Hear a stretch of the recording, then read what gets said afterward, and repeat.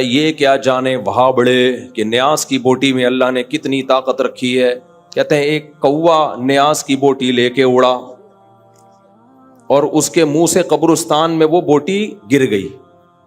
جب قبرستان میں گری ہے تو جتنے مردے تھے اللہ نے سب کی بخشش کر دی. ابھی نا ایک دن افطاری پہ 4-5 دن پہلے ایک صاحب مجھ سے ملے, بڑے مل رہے تھے, یہ وہ کہنے لگے بھائی میں گرین چینل ہوں, میں آپ کو نہیں مانتا لیکن بار بار آپ کے بیان سنتا ہوں. میں نے کہا چلو یار چینل ویلے چھوڑو, ابھی پکوڑے کھاؤ کیا تم. خیر اچھے عزت سے کہتے ہیں لیکن میں ایک فلاں مولوی کو سنتا تھا تو مجھے بڑا دھچکا لگا ہے. کہتے ہیں یار وہ کرامتوں کے واقعات بتاتے تھے, میں سنتا تھا. ایک دن انہوں نے ایسا کہا, میں نے کہا یہ کچھ زیادہ ہو گئی ہے. میں نے کہا کیا کہہ رہے؟ وہ بتا رہے ہیں کہ بھائی غوث اعظم کا دھوبی جب قبر میں گیا تو دھوبی سے فرشتوں نے آ کے سوال پوچھا. اب میں نے تو جو ان کے منہ سے سنا شاید الفاظ آگے پیچھے کر لوں.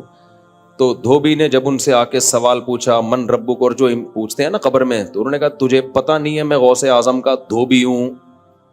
یعنی تجھے کس سے پوچھ رہا ہے بھائی, تو کس قسم کی باتیں کر رہا ہے؟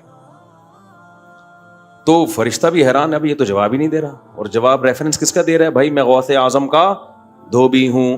تو پھر پوچھا غوث اعظم کو کال ملائی ہوگی یا کیا کیا ہوگا, بھائی آپ کا بندہ ہے. تو انہوں نے کہا وہ تجھے شرم نہیں آتی, میرا بندہ آیا ہوا ہے, تو اس سے کیا پوچھ رہا ہے؟ سوالات پوچھ رہا ہے. تو یہ جو آیت ہے نا یا ایھا الذین آمنوا اتقوا اللہ وابتغوا الیہ الوسیلہ, اے ایمان والو اللہ سے ڈرو اور اللہ تک پہنچنے کا وسیلہ تلاش کرو. تو یہ لوگ کہتے ہیں دیکھو اللہ تو خود کہہ رہے ڈائریکٹ نہیں پہنچ سکتے, بیچ میں وسیلہ لانا پڑے گا. تو یہاں وسیلے کا جو مفسرین مطلب بیان کرتے ہیں صدیوں سے, وہ کیا ہے؟ وسیلے کا مطلب اللہ کا قرب حاصل کرنے کے لیے کچھ کرنا پڑے گا, تمہیں اعمال کو ذریعہ بنانا پڑے گا. جیسے آپ کسی سے محبت کا دعویٰ کرتے ہیں, وہ کہتا ہے بھائی اس کا تمہارے پاس کیا دلیل ہے کہ تم واقعی مجھ سے محبت کرتے ہو؟ تو آپ اپنا عمل پیش کرتے ہیں, عمل کو ذریعہ بناتے ہیں. تو یہاں قرآن کہہ رہا ہے اللہ تک پہنچنے کا وسیلہ یعنی عمل. تو عمل کا وسیلہ تو جائز ہے بھائی, بلکہ آگے قرآن کیا کہہ رہا ہے وجاہدوا فی سبیلہ, اللہ کے راستے میں جہاد کرو. تو یہ جہاد ہے وسیلہ. سمجھ میں آ رہی بات؟ جیسے ہم اللہ سے دعا مانگتے ہیں, یہ دعا بھی ایک عمل ہے نا اللہ تک پہنچنے کا, تو یہ دعا بھی ایک وسیلہ ہے. اب کوئی یہ کہے کہ دعا کو اللہ اور بندے کے درمیان وسیلہ کیوں بنا رہے ہو؟ بھائی یہ وسیلہ اور ہے اور آپ جس وسیلے کی بات کرتے ہو وہ اور ہے. دعا تو ڈائریکٹ آپ کو اللہ تک پہنچا دیتی ہے, اس میں کسی اور چیز کا وسیلہ نہیں ہوتا, اس لیے دعا کو وسیلہ کہا گیا ہے. تو اعمال آپ کو ڈائریکٹ اللہ تک پہنچا دیتے ہیں. نماز آپ کو ڈائریکٹ اللہ تک پہنچاتی ہے, جہاد آپ کو ڈائریکٹ اللہ تک پہنچاتا ہے, تہجد آپ کو ڈائریکٹ اللہ تک. تو یہ جو قرآن میں ہے نا اللہ کی طرف وسیلہ تلاش کرو, اس سے مراد ہے نیک عمل کرو. سمجھتے ہو کہ نہیں سمجھتے؟ جس کے مزاج میں شرک ہوگا اس کو صرف اللہ کا نعرہ پسند نہیں ہوگا. صرف یا اللہ مدد کہیں لکھا ہوا ہو نا, اس کو ایک دم کہے گا وہابڑا. کیا ہے وہابڑے کہیں کے, یہ تو نبی کا تذکرہ ہی نہیں کرتے. اور بھائی کس نے کہا ہم نبی کا تذکرہ نہیں کرتے؟ ہم نبی کا تذکرہ کرتے ہیں اس طرح سے جس طرح نبی نے حکم دیا. وہ کیسے حکم دیا؟ یا ایھا الذین آمنوا صلوا علیہ وسلموا تسلیما. تو نبی کا تذکرہ کیسے کرنا ہے؟ نبی پر درود بھیج کے, نبی سے مانگ کے تھوڑی کرنا ہے. قرآن نے بھی ہمیں بتایا کہ نبی کا تذکرہ کیسے ہوگا, جیسے قرآن کی آیت پڑھی, خود نبی نے بھی بتایا کہ میرا تذکرہ کیسے ہوگا. فرمایا جو مجھ پر ایک دفعہ درود بھیجتا ہے اللہ اس پر 10 رحمتیں نازل کرتے ہیں. تو اس طرح سے نبی کا تذکرہ ہوگا. آپ جس طرح سے تذکرہ کر رہے ہیں کہ نبی کو اللہ کے ساتھ شریک کر دیں مانگنے میں, جیسے اللہ سے مانگنا ایسے نبی سے مانگنا, یہ والا تذکرہ میرے بھائی اللہ کی نظر میں قبول نہیں ہے. تو یہ آیت بہت زبردست آیت ہے. وَإِذَا ذُكِرَ اللَّهُ وَحْدَهُ اشْمَأَزَّتْ قُلُوبُ الَّذِينَ لَا يُؤْمِنُونَ بِالْآخِرَةِ. اللہ کہتے ہیں جن کا آخرت پر ایمان نہیں, اللہ کا خوف ان کے دلوں سے نکل گیا. ان کے سامنے جب اکیلے اللہ کا ذکر کیا جاتا ہے, صرف اللہ یعنی توحید کے ساتھ, تو ان کے دل میں کیا پیدا ہوتی ہے؟ تنگی.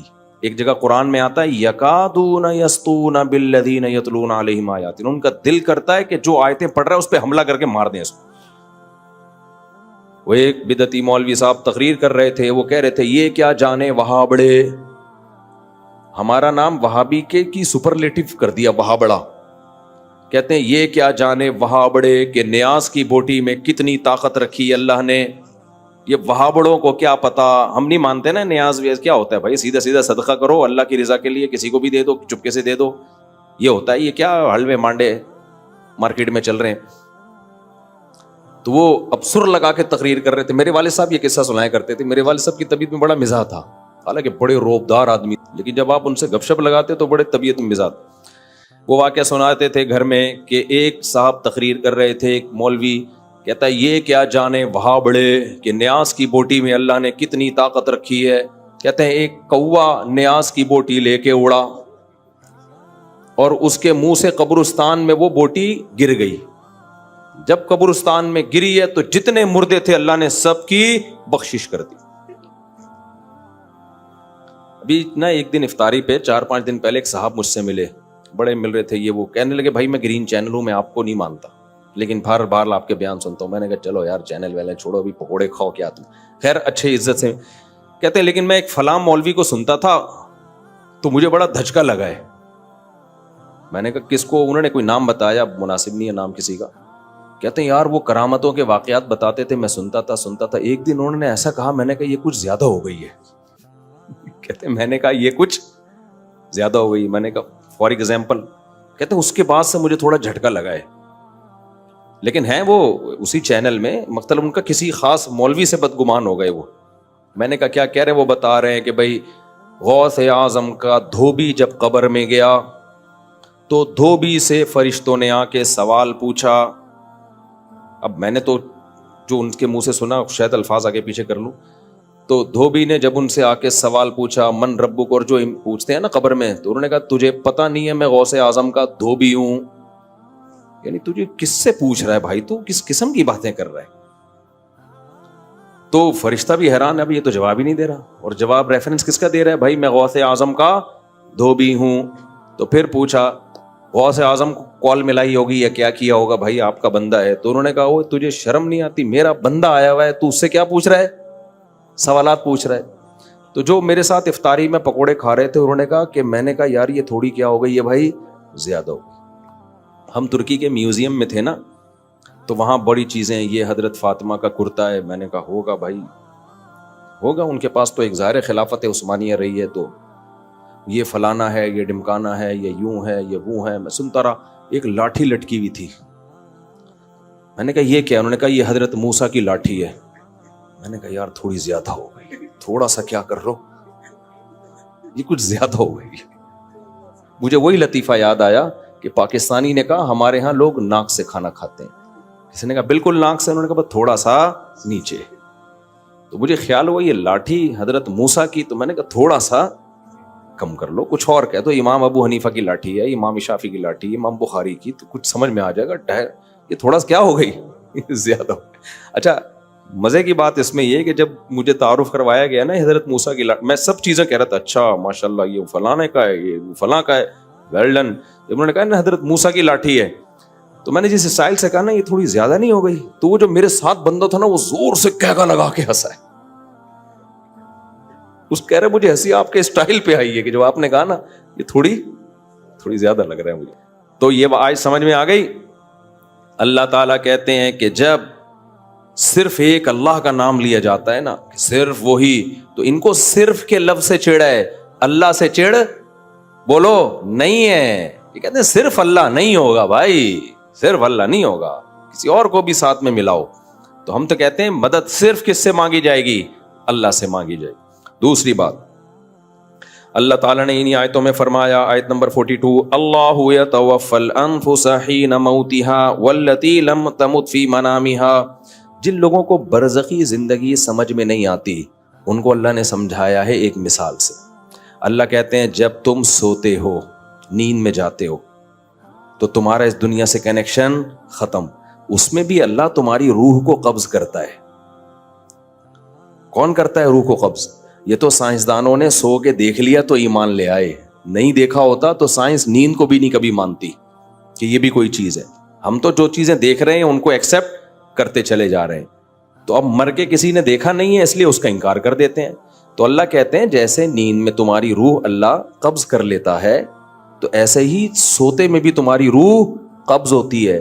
نہ نیند میں فنا ہوتے ہو نہ موت کے بعد فنا ہوتے ہو. سارا کھیل کس کا ہے؟ روح کا کھیل ہے یہ. فَيُمْسِكُ الَّتِي قَضَىٰ عَلَيْهَا الْمَوْتِ، جب نیند میں تمہاری روح اللہ کھینچ لیتا ہے تو جس کو زندہ کرنا ہوتا ہے دوبارہ روح لوٹا دیتا ہے، مڑ جاتے ہیں. جس کو موت دینی ہوتی ہے اس کی روح کو روک لیتا ہے. کتنے لوگ سوتے میں مر جاتے ہیں نا، اس کی روح کو کھینچ لیتا ہے. تو یہ روح ہے اور روح کو سائنس ایکسپلین نہیں کر سکتی. آپ کو پتا ہے کچھ چیزوں کو ایکسپلین کیا جا ہی نہیں سکتا، وہاں انسان ہتھیار ڈال دیتا ہے. جیسے آپ دماغ کو سمجھنے کی کوشش کریں گے تو سائنسدان یہ کہتے ہیں پاسبل ہی نہیں ہے، کیونکہ دماغ کو آپ سمجھیں گے دماغ سے ہی. تو اس کے لیے کوئی آپ کے دماغ سے اوپر کا دماغ ہوگا جو آپ کے دماغ کو پڑھے گا، پھر آپ سمجھ پائیں گے. اور اوپر کا دماغ، اوپر سے مراد ہمارے مینٹل لیول سے اوپر کسی کا مینٹل لیول ہوگا تو وہ سمجھے گا، وہ اللہ ہی سمجھ سکتا ہے. ہم تو سوچیں گے اسی دماغ سے سوچیں گے نا، اور اس دماغ کی ایک لمٹ ہے، اس سے آگے وہ دماغ بڑھ نہیں سکتا. تو یہ پاسبل ہی نہیں ہے. سمجھتا ہو کہ نہیں سمجھتے ہو؟ تو اسی طرح سے روح کا بالکلیہ سمجھنا یہ کسی کے لیے ممکن ہے ہی نہیں. اور روح ہی حیات ہے، لہذا حیات کو حقیقی معنی میں سائنس ایکسپلین کر ہی نہیں سکتی. اللہ نے اس کو 2 لفظوں میں ایکسپلین کر دیا کہ اللہ کی کلمہ کن کی طاقت سے جو انسان میں زندگی پیدا ہوتی ہے اس زندگی کا نام کیا ہے؟ حیات ہے. سمجھتے ہو کہ نہیں سمجھتے ہو؟ اسی سے یہ بھی پتا چل گیا کہ جناب اب پھر وہی اختلافی مسئلے آ جاتے ہیں. ہم آ گئے تو ایک جلدی انہوں نے نمٹانے دو نا، یہ بھی اجماعی مسئلہ ہے نا حضرت عیسیٰ کی حیات.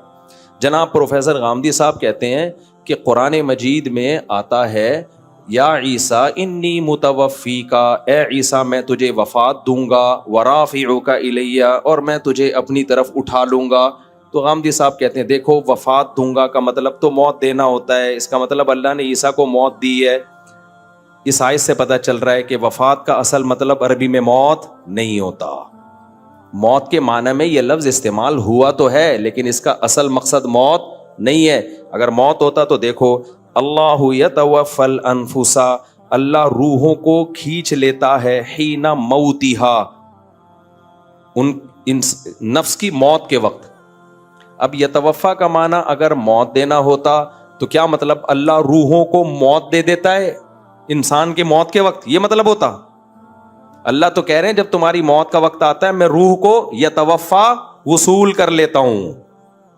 یہاں موت ترجمہ کسی بھی صورت میں ہوتا ہی بن ہی نہیں سکتا.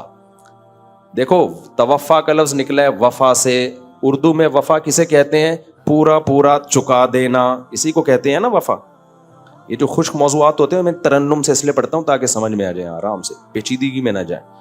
کہتے ہیں نا فلاں نے وفا کی ہے میرے ساتھ، کیا مطلب؟ میں نے قربانی دی تھی، اس نے اس قربانی کا پورا پورا بدلہ چکایا. وفا پورا پورا کسی کو کوئی چیز دے دینا، اور توفا باب تفعل میں پورا پورا وصول کر لینا. تو توفا کا اصل معنی عربی میں وصول کرنا ہے، موت دینا نہیں ہے. اگر باڈی روح کے ساتھ وصول کر لی تو اس کا مطلب کیا ہے؟ پورا جسم وصول کر لیا.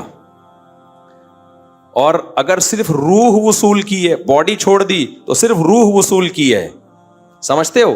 یہاں کیا اللہ فرما رہے ہیں؟ اللہ یتوفی الانفس، اللہ روحوں کو کھینچ لیتا ہے، وصول کر لیتا ہے حین موتہا، اس نفس کی موت کے وقت. تو موت کے وقت اگر اللہ موت دیتا، روح کو موت دیتا تو روح کو موت تھوڑی آتی ہے، پھر وصول کس چیز کو کیا ہے؟ سمجھتے ہو؟ تبھی آگے اللہ کہتے ہیں جس کو موت دینے کا ارادہ ہوتا ہے اس کی روح نہیں لوٹاتا، روک کے رکھ لیتا ہوں اپنے پاس. اور جس کو زندہ کرنا ہوتا ہے، جو روح لی تھی واپس، اس کو باڈی کو واپس کر دیتا ہوں. سمجھ میں آ رہا ہے؟ تو توفا کا اصل مطلب کیا ہوا؟ وصول کر لینا. ہاں موت کے معنی میں استعمال ہوا ہے لیکن اصل مطلب اس کا وصول کرنا. تو اب میں آیت کا ترجمہ کرتا ہوں. اللہ کہہ رہے ہیں عیسیٰ علیہ السلام کو یا عیسیٰ انی متوفیکا، اے عیسیٰ میں تجھے وصول کر لوں گا، ورافعک الیہ، اس کی صورت کیا ہوگی؟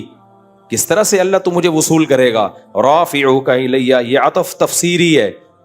آگے ڈیٹیل بیان کر رہا ہے یہ واو رافعوک الیہ، میں تجھے اپنی طرف اٹھا لوں گا، پوری باڈی سمیت تجھے اٹھاؤں گا میں اپنی طرف، اس طرح سے میں تجھے وصول کروں گا. سمجھتے ہو کہ نہیں سمجھتے ہو؟